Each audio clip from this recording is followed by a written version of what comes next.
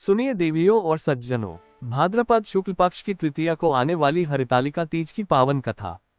हरित का मतलब अपहरण करना, आलिका का मतलब सखी, यानी पार्वती जी की सहेली ने उनका हरण करके उन्हें वन में ले जाकर कठोर तपस्या कराई।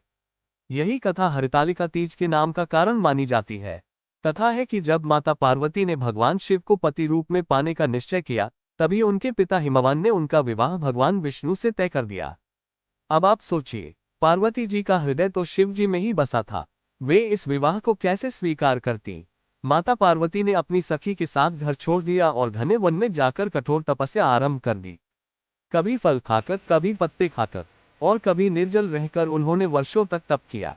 देवताओं तक को अचरज हुआ उनके इस तप को देखकर। अंततः भगवान शिव प्रसन्न हुए और स्वयं प्रकट होकर बोले, हे पार्वती, तुम्हारी भक्ति और तपस्या से मैं प्रसन्न हूँ।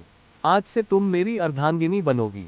यही वह दिव्य क्षण था जब शिव और पार्वती का पावन मिलन हुआ।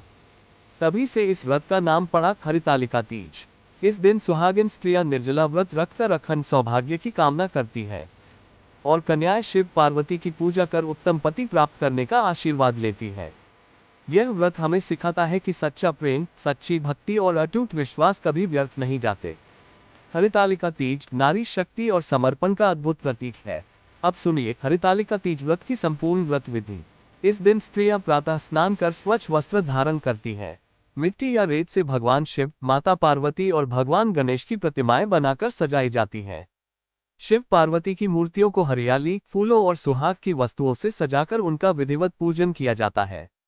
इस व्रत की सबसे विशेष बात यह है कि स्त्रियां निर्जला उपवास करती हैं, यानी पूरे दिन और रात बिना भोजन और जल के केवल शिव पार्वती की आराधना में लीन रहती हैं।